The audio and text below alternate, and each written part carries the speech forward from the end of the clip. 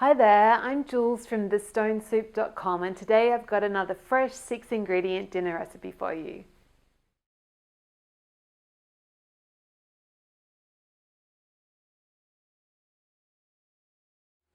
Okay, so for our Persian scrambled eggs, I've just had a small onion that I've just cooked soft in a little bit of oil. I've had the lid on just to make sure that it's just so I don't want it to be too brown. I just want it to be soft, and it's a bit recalcitrant, this one. It's taking a long time, so we're going to go with that.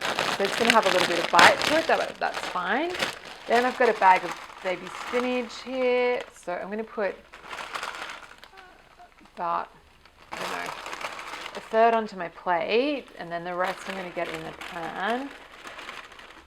And we're going to just wilt the spinach down. So when your spinach is like mostly kind of wilted down, still a few whole leaves, you can start to get the eggs in the pan.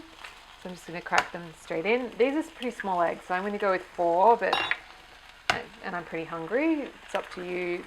2 eggs is fine, 3 eggs is good, whatever you feel like. And pinch of salt. And then we just want to stir to break them up. Beautiful. And when you get to this, and we get it off the heat, just keep stirring. And when you get to this point where you've got like thick curds of egg and your spinach in there, that looks great. So then I'm going to put in about half the feta. So I've got 50 grams, which is a bit less than 2 ounces of just diced feta, and 1 medjool date, which I've just chopped up. And again, we'll stir. Oh, that's actually half the date and half the feta. So I'm going to stir that to mix it through. Serve it on our bed of baby spinach leaves here. I hope you can see this. And I'm going to sprinkle the rest of the feta over the top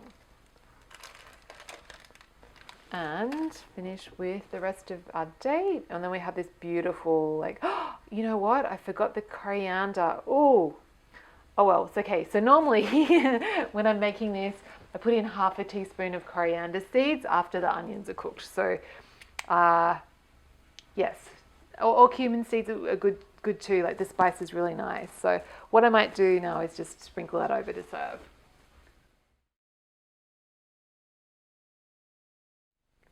So if you enjoyed this recipe, come on over to my blog. It's thestonesoup.com, and you can download a free ebook filled with simple recipes just like this one.